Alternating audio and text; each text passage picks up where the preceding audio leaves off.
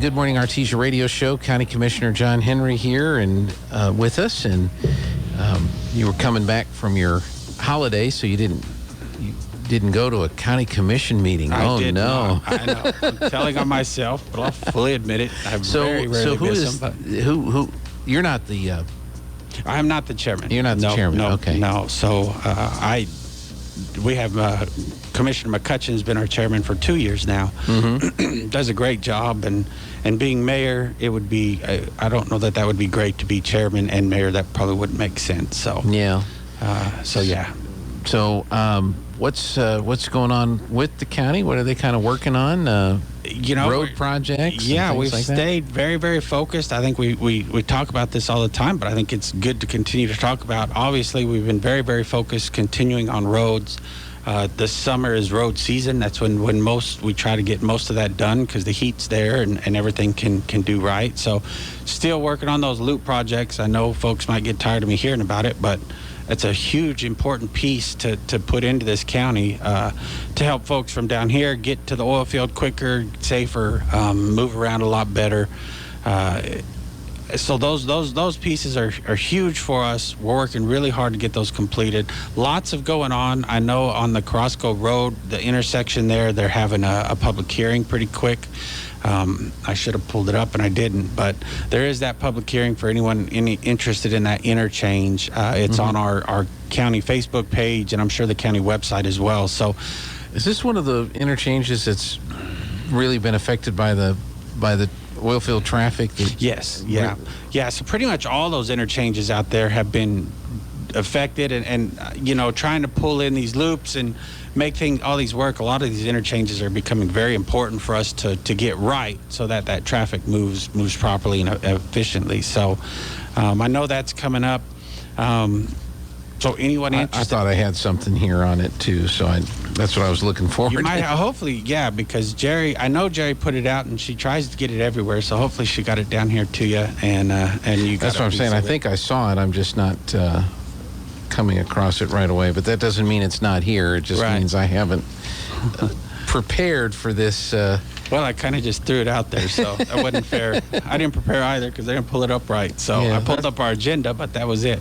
But that's a big. That's going to be a big project when that gets rolling. The Carrasco Street project. Yes. In fact, someone just sent it to me. So somebody's listening. Oh, nope, it's a job fair. Never mind. They sent me that. So yeah. So obviously there's a job fair going on July 18th in the county. Lots of great jobs that are open and ready to go. Let's see here. Okay, here it is.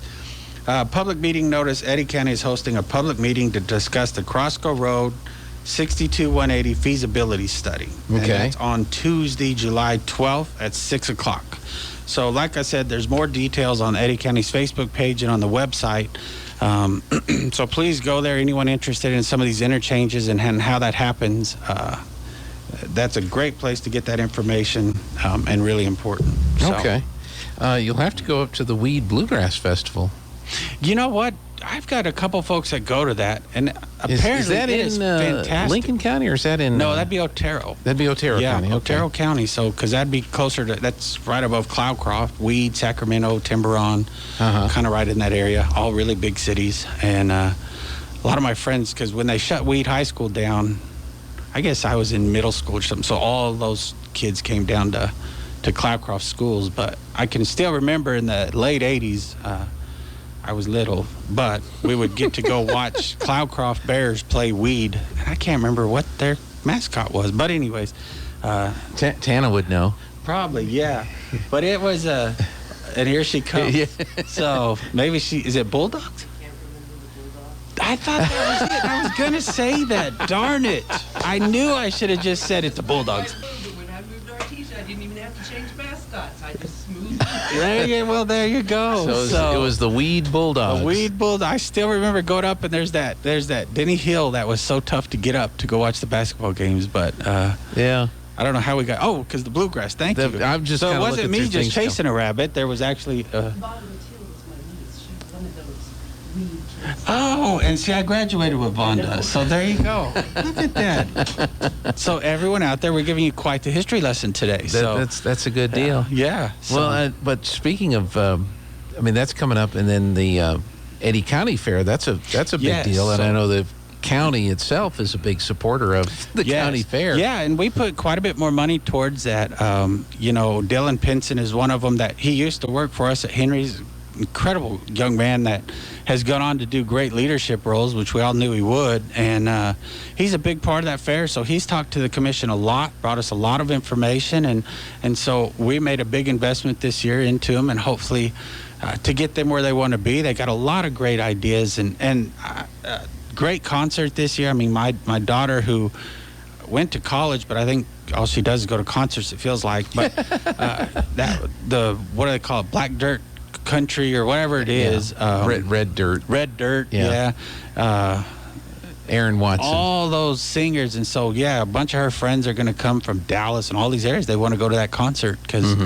So, yeah, great stuff going on in Eddy County. At the end of the month, obviously, that fair starts, and it's hot, but, man, those kids do a great job of showing. So you got that coming up. Lots of good things coming up in Eddy County that to look forward to, for sure. How's the old, I was just kind of thinking, this is my idea, so you don't have to, if everybody laughs, so you can say, well, that was that goofball on the radio that said that. But I'm wondering if it would help the county get more state funding. If instead of saying to the state, look, we've got all this oil field traffic, we need to move these trucks and, and they're going to look at it and go, well, we're not doing that. Right. We're phasing it out. We're getting rid of that. If you said, look, we've got all this pot that needs to get transported around the state. We have all these growers that are growing it. We need to get it to the stores and to the distribution centers. So therefore, we need these bypasses and these roads in order to move all this product around the state.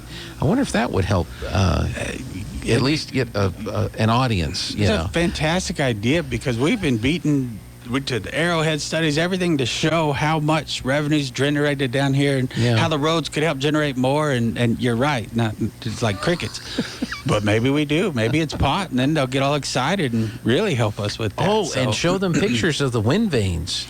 The blades, as they're coming in on those trucks and they're moving through, and say, look, we've got these blades, they're coming through town, they're blocking intersections, we have trouble with emergency services. But if we had these bypasses here, if the state would help pay for these bypasses, we could move them through and send them to Santa Fe faster. We could get these blades around. I hope that's where they're going. But that's interesting. I know we're joking about the blades, but that's another huge piece. When you got those huge things trying to move through Carlsbad, it makes it really difficult to get things accomplished. It's not so bad here because it's just kind of a straight shot straight through, and it doesn't really affect our downtown. And it's quite the deal. So maybe that's a better pitch up there to try to. It was interesting. Last weekend we had some folks. We did the Clyde Lewis show deal, and they're from Portland. That's where they're based out of. And I said, is Portland anything like we see on the media? And he says it's worse. I've heard that. It's terrorist, dystopia hellhole is basically what Portland, Oregon has turned into. And I'm like, well, why do you live there? Right. And we like the weather. Okay, I mean, terrorism and destruction and anarchy, or weather. I mean, you can find good and bad weather in a lot of places around the country. But one of the conversations we had, they said, well, how come you're out here in New Mexico, you got all these wide open spaces. You guys should have solar and you should have wind. And I said, oh my gosh, have you not driven across the state of New Mexico? We're doing the wind. We're doing the solar. But I don't know if that's enough for some of the challenges that all these states and these energy producers electric companies, power companies are having to deal with. Some of these concepts that the elected leaders have that say that we've got to go to green energy by this year. We've got to be all green by this year.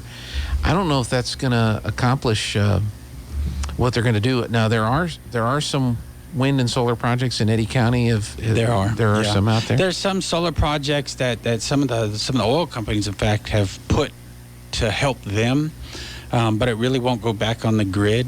This is an interesting discussion, and I don't remember if we talked about it recently or not, but I've sat through a few meetings where folks are talking about that, and I think New Mexico really needs to start paying attention to this. You're seeing already people discussing maybe rolling brownouts, blackouts this summer in New Mexico, Texas, this kind of corridor, and obviously that would be horrible because if it goes off during the day, it's really hot. You have a lot of folks at home. You have a lot of folks on oxygen. Things that we don't really think about if you're not dealing with that.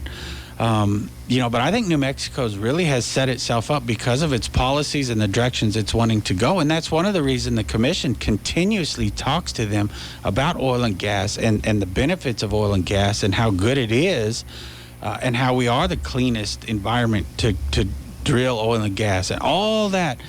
And it falls on deaf ears, and they're going to, thank goodness they gave it one more year, but there's a coal plant up on the north side of the state that they were going to shut down. If they shut that down, according to a lot of smarter folks than me, so this is not John Henry information, this is actually smart folks that do this for a living information, I think we would have seen blackouts and brownouts already. I mean, that's a major energy producer, and they're going to shut it down.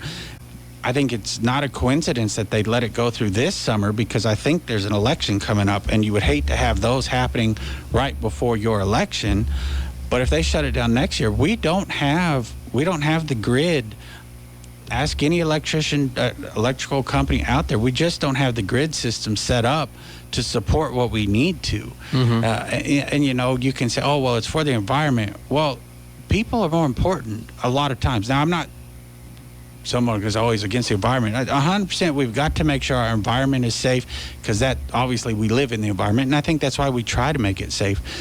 But by pushing this agenda, I think some folks are going to be in trouble, because when their power's off and they can't get their oxygen, when hospitals start running on generators at times, and I'm not trying to be a doom and gloom like they do on their side, but there's real problems out there that we're not thinking about. And if that grid goes down, what are you going to do with your electric cars that they're making us buy? And all of a sudden, our world gets a lot smaller, and that's a real shame. Yeah. Has there been any indication from the state down to the counties?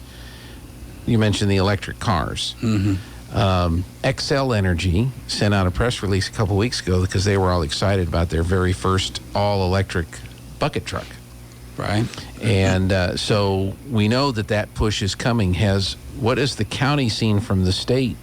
Have they started to indicate that at the county level, you got to start looking at these kinds of cars and vehicles to buy for your county employees or for sheriff's departments or things like that? No, I haven't seen it. If it is coming down, it hasn't got to the commission yet, because we haven't seen anything to indicate that. I'm sure it's out there that, hey, we'd like local governments to move to this. But again, going back to the sheriff's department, think of how vast Eddy County is. It would almost be, I would assume, have to have two sets of cars so they could run half shift, go change while that one charges they're putting in some serious miles. And you want to make sure that if there's an emergency, your battery's not at 0.25% or however those work. I've never been in an electric car, but we've got to make sure we get there. And just like what I said with the electrical grid, gas is the only for sure thing that when you push on the pedal, 99.9% of the time, obviously we have cars that don't, but hopefully we put you in a car that's going to get there, and you want to get there. And so for emergency services, if they ever push that, they would have a hard time, I think, getting it through our county, because us, Lee County, Chavez County, Otero County, we're just vast counties that it doesn't make sense. It makes sense in Albuquerque because you're just right there, but and that's the big problem. You talked about Portland. I've got some friends in Oregon, and they said it's horrible right there. The rest of the state's incredible. And that's what's sad is you look at these red states, and they're being dictated to by small little portions. So the North, where all that stuff kind of works and makes sense, they're trying to push it to us. Come down here and just see why it doesn't make sense. It's not because we're 100% against it. It's because it's not practical. Right. You got so many ranchers and farmers that their ranches are sections and sections. They can't run an electric truck and run around that ranch. There's no way. It's not practical. Not yet. And it's going to be a while to do that. But by forcing everybody to have to do that, that's why I was kind of curious, because the state, I think they've started some of that in some of their departments, and they've got this goal to be, carbon neutral by Yeah. a couple of years down the road, and you wonder when that's going to start pushing out to the counties and to the municipalities, because like a lot of times the county, when you need vehicles, there's a process that the county goes through to obtain vehicles, whether it's local dealers that bid or from a pool. But you wonder how much is this going to start working its way down and saying, okay, well, the only vehicles that are available in the pool, you got this electric, this electric, this electric, or this electric, and those are your only choices. Can you go outside of that? Do you have to go that route? If the state comes in and says, here's your choices for electric vehicles for your fleet, can you just say, no, we're going over here to our local guys to do that? It'll be interesting to see if it starts coming down that way. And I think we should be worried about it. I mean, and when you said carbon neutral, I really think that's a complete false statement that they make, because wind turbines are not carbon neutral. Look and see how they're built. Look and see how they're mined to get the parts. That is not carbon neutral. And that's why I've always argued you got to have apples to apples. And so what they're telling you, back to our original discussion on this whole radio, go out and do some research, folks. That is not carbon neutral. It's not. Right. No, it may be zero emissions. The tailpipe. Exactly. But to get to that point, you are not carbon neutral. And so what is the offset there? Yeah, I understand that there's emissions from cars, and they try to say oil and gas, it's just... Well, no, as I said earlier, I mean, the environment that we have here is one of the best places to drill and environmentally safe. So let's see what those are, because go look and see where they're mining the parts for those batteries, for those wind turbines. When the batteries are done, what are they doing with them? When the wind blades are done, what do they do? We don't have answers for that. We're just pushing this, saying, it's going to make the earth better. Are we sure? And that's my only question. I haven't seen anyone that really has done really good statistics and balanced it and weighed it. Just like nuclear energy. I mean, what an incredible energy that could power so much, but it's got such a much energy in such a small, compact footprint. And it's got such a negative connotation immediately. We can't look at that. That's dangerous. Is it? I mean, has there been advances? I mean, there's some smart folks out there that know a lot more than us, and we should start trying to figure some of these things out. All these things, and try to make it work. So coming up in the next couple of weeks, what do you anticipate the county's going to be working on here in the near future? Obviously the year ended for us on a really strong note. We've talked about that quite a few times. I mean, our last GRTs that came in, we've still got some sets to come in because they're always a little behind. But the last group was almost $10 million if you put the two together. So I expect us to have some strong GRTs. We should have quite a bit of a surplus. I think we're really going to focus on what do we do, how do we get, because we've got some major projects that we know are going to come to the county, building some needs that are going to have to be addressed at some point. Is this a good time to start addressing them? So I think over the next couple months, you'll see some really good, solid discussion on how do we tackle this situation. Is it the jail? We've got courthouse needs, which we're sort of addressing now, but we're adding a judge. So we've got to make the courthouse a little bigger to accommodate. And obviously our county's growing, which is a really wonderful problem to have. It's growing really well. It's growing in a strong way. I don't think it's a correct way, I guess I should say. It seems like it's growing smarter. So with that growth, obviously we're going to have a higher need for jails. Unfortunately, the courthouse will be used more. We got some county buildings that need addressed. Obviously roads. I mean, as excited as I am, and I'm out there at meetings talking about roads, then the next guy says, well, mine has a pothole. Okay. We haven't got to all of them. We're working hard. But I do think that as a whole, I would put our roads up against a lot of the counties in the state, because we've put millions and millions of dollars into our roads, and I do think they're a lot better than they were. Don't misunderstand me. I fully understand they're not perfect. I fully understand we still have issues. We're working hard to get where we need to be, and it does take time. It takes effort. We did that study not too long ago. We've been tackling that list very aggressively, the worst to the not so bad. So depending on where yours fell, it's surely on the list. Just might not have been bad as some of the others. You still have that road tracking report on the website. I mean, Yes, yep. You can still go there. So, and there's still, you can go on there and report your own problems if you would rather. You see, a lot of folks call me or call their commissioners and then report it. That's fine too. But once you call us, a lot of times you can see it pop up on that tracker and follow where it is or what's happening with it. There's a road that it's about a month later. I reported at the end or the beginning of June, and I checked on it, and they were getting to it, but it was closer to July. Well, it's not that they didn't want to get to it right away. It was just that's where it fell. And but Yeah. second I asked him, he said, "Oh yeah, it's scheduled here." And so they are keeping track of all those roads. We're getting to them quickly. So yeah, with that overage, I think our discussion for the next couple weeks, months will be, what are we going to tackle as a county so that we don't have to go to taxes, we don't have to ask for anything, we can fund a lot of these things. So very good. County Commissioner John Henry, thank you as always. thank you, sir. Appreciate you. We'll see